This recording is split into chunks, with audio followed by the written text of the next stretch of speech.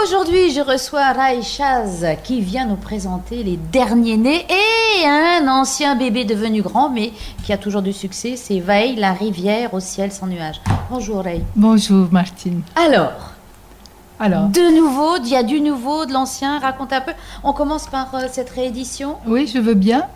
Ça, c'est mon premier ouvrage qui a été publié en 1990. Ce ne sont pas des nouvelles, ce n'est pas un roman non plus, mais c'est à la fois les deux. Alors explique-moi. Disons que c'est vrai que ce sont des réflexions ou des histoires qui ont la continuité du roman. Voilà. Donc il y a une héroïne, c'est la rivière, c'est la... La rivière et l'eau, disons que l'eau est présente partout. C'est l'eau. Hein. Oui. Donc elle est présente partout. Il y a l'eau de mer, l'eau de pluie, l'eau de la rivière. Elle est tout le temps présente. Aussi. Elle se termine, les derniers mots, si mes souvenirs sont bons, sont justement l'eau des larmes. T'as vu, j'ai pas lu le livre encore, hein, mais j'ai un œil bionique, c'est pour ça. Effectivement, il est minuit, j'ai mal aux yeux, je n'écris plus. L'eau a mouillé ses pages. Voilà. Nous sommes en phase. Alors, donc tu me disais que ce livre est étudié aussi dans les établissements scolaires. Oui, alors c'est un livre qui est devenu international. Il est étudié à Tahiti dans les collèges, lycées. L'éducation m'a souvent contactée pour publier des extraits dans le manuel scolaire. Je ne sais pas s'ils l'ont fait ou non, mais j'ai donné tous les accords qu'ils voulaient. Il est étudié dans plusieurs pays du Pacifique, la Nouvelle-Zélande par exemple, dans les lycées et collèges. Est-ce qu'il a été traduit? Non. En français, il est étudié dans les établissements français? Dans les cours de français. En Nouvelle-Zélande, King's College, c'est le plus grand lycée de Auckland et de toute la Nouvelle-Zélande. Il est étudié depuis des années. Ah, mais c'est un vrai plaisir, oui, parce que depuis 90... Oui, et actuellement, donc il est étudié aussi dans les universités aux États-Unis. Là, en 2011, j'ai fait une petite tournée de conférences sur mon écriture dans les universités à Chicago, au Texas, etc. Il est étudié partout. Et cette année, il est au programme du master de français de l'université de Hawaï. Carrément. Voilà. Alors, et donc ça, c'était ton premier roman. Comment tu as pu venir à l'écriture? Ça t'est venu comme ça ou tu avais déjà écrit 2-3 choses? En fait, j'ai toujours aimé écrire depuis toute petite, mais je ne l'ai pas fait parce que moi, j'ai grandi dans une famille tahitienne et j'ai eu un blocage à un moment donné.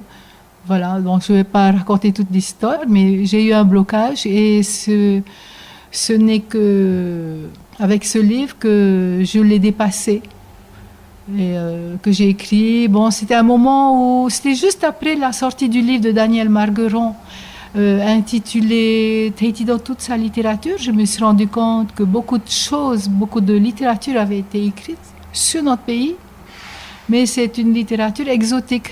Et il était temps que nous parlions que ça de vienne nous-mêmes. De l'intérieur. Oui. Donc voilà, j'ai écrit ça pour ça. Et alors après, donc c'est comme une rivière que ton sens de l'écrivain s'est déroulé, puisque tu as écrit quand même pas mal de choses, hein, depuis. Oui, je suis à mon 11e livre.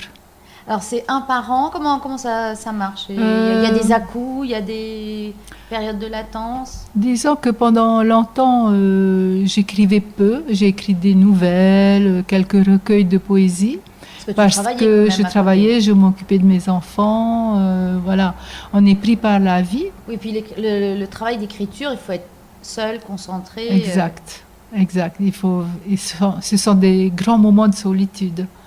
Mais maintenant que les enfants sont partis, je me consacre à l'écriture. Et je vois que c'est jubilatoire. Oui, ça l'est. Alors, ce sont toujours des contes. Je vois qu'il y a beaucoup de femmes là sur ces derniers contes, des visages. Attends, Martine, là c'est un homme. Désolée. Bon, il a un petit côté féminin. Je crois que j'ai vu sa part féminine. Et alors là, Louis, bah tiens, qu'est-ce que c'est comme histoire, celle-ci? Mataroa. Oui, Mataroa, c'est l'histoire d'un guerrier, un Aito Maohi, qui rentre de guerre et qui est rentré à Tahiti et il rentre chez lui à Pirogue, à Atia, un quartier de Montréal. J'ai habité à Atia, donc je l'ai mis, voilà, je l'ai glissé là-dedans. Et puis il y a toute une aventure où il doit secourir le roi des oiseaux qui est qui est dans un combat inégal avec le serpent de mer. Et il va très mal, l'appelle à son secours, mais lui ne l'écoute pas, il a à faire des choses. Finalement, il va lui venir en aide et tous les oiseaux magiques de Atia vont faire quelque chose de très très beau pour lui. Alors, à chaque fois, quand tu les inventes, ces histoires, où tu pars d'une légende ou d'une histoire, bon, parce que là, tu l'as placé, par exemple, Atia, qui existe, Oui. Mais après l'histoire, ça te vient, il y a des bribes de... Ben, là, comme j'ai habité à Atia, donc j'habitais sous une montagne qu'on appelle le Pau, qui ressemble à un Pau. Il y a certains jours, on a vraiment l'impression de voir même les cordages du Pau. Et la légende dit que quand on l'entend résonner comme un Pau, c'est qu'il va se passer quelque chose de grave. Donc voilà, c'est à partir de cette connaissance que j'ai écrit ce conte. Maintenant, Mahine, qui est illustrée... Ça, c'est une fille, là, je l'ai vue. Oui. Non, mais je dis pour que je n'ai pas l'air complètement idiote. Mahine est une jeune fille qui est amoureuse d'un prêtre, un prêtre de Marais, qui, lui, il y avait certains Taoua qui ne pouvaient pas se marier. Ils étaient dévolus à la religion. Voilà. Et ils sont tous les deux amoureux l'un de l'autre, mais elle veut donc se sortir un peu de cette passion, de ce sortilège même. C'est un envoûtement. Et donc, elle va faire quelque chose. Et sur son chemin, elle rencontre les fées des fleurs. Parce que nous avions des fées à Tahiti. Ah, ça m'intéresse. Les fées, chez nous, ce sont ces petits lézards brillants qui vivent dans les fleurs. Vous voyez ces petits lézards à la police, ils ont une couleur émeraude. Oui, ce sont nos fées, ça. Ah. Oui. Et donc, oui, on voit, elle rencontre ces fées. Elles ont des noms spéciaux ou... Moi, je les ai appelées les fées des fleurs. Voilà. Oui. Et qui a fait l'illustration? Donc ça, c'est Vachi. Vachi, je ne sais pas si vous vous souvenez, mais quand j'ai publié mon premier recueil de contes en 2009, il en a été l'illustrateur. Alors c'était un jeune homme d'origine Touboué. Il est très jeune. Quand il a fait le premier livre avec moi, je crois qu'il avait 23 ou 24 ans. Il a un immense talent. Oui, parce qu'on sent toute la détresse dans cette page, cette première page. Donc on a fait 4 livres ensemble. Mataroa, c'est lui aussi qui l'a illustré. Oui. Je vois l'histoire de Hina, alors, illustrée par Hina Voisin. Oui, parce que c'est un peu son histoire. Donc c'est une amie, c'est mon ancienne voisine de Atia. Et elle peint. Et j'aime beaucoup sa peinture. Donc un jour, j'étais chez elle et je vois un tableau dans sa maison et je lui dis, mais il m'intrigue, ce tableau m'intrigue. Elle m'a raconté son histoire et j'ai songé à cette histoire pendant quelque temps et puis je lui ai dit, mais écoute, j'ai envie d'en faire un conte.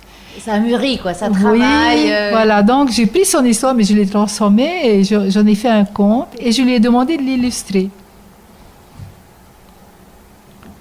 J'aime assez, ce sont des dessins, oui, un peu naïfs et très doux. Et alors le dernier qui vient de sortir, La gardienne des choses. Alors là, c'est carrément aussi illustré par Tehina, donc on reconnaît son style. Hein. Oui. Alors, la gardienne des choses, ça je dirais que c'est un conte contemporain, moderne. Il n'est pas vraiment inspiré par les légendes, mais il demeure culturel. Il y a toujours quelque chose. Mes histoires sont toujours des histoires d'ici. Et j'ai été inspirée par un ami qui est un grand collectionneur d'objets d'art de Chine. Il vit ici, c'est un Chinois d'ici, et collectionne des objets d'art qui vont du néolithique à Mao Tse-tung. Des milliers, il a une énorme et là, collection. Sa collection ici. Oui. Donc il fait venir les objets. Oh, il a collectionné pendant ça fait 40 ans qu'il collectionne. Donc il a un vrai musée chez lui, quoi. Donc je dirai pas son nom. Je vais te torturer hors antenne. Et donc j'ai vraiment apprécié, je l'appelle l'esthète, il a un goût parfait, très précis, et j'ai essayé dans mon imagination de me glisser dans la peau d'un collectionneur ou d'une collectionneuse, et j'ai pas aimé. Je me suis dit que je me ferais beaucoup de soucis, je vais bâtir des chambres fortes, je vais battre Mais oui, pour des protéger le cadenas trésor, partout, en fait. voilà, et c'est l'histoire de la gardienne des choses, Bien, bah écoute, Ray, on va te retrouver de toute façon au Salon du Livre. au Salon des livres. Et ce livre, La gardienne des choses, tu le dédicaces. Les 4 livres, Ah, les 4. oui, c'est la première fois qu'on le sort à Tahiti.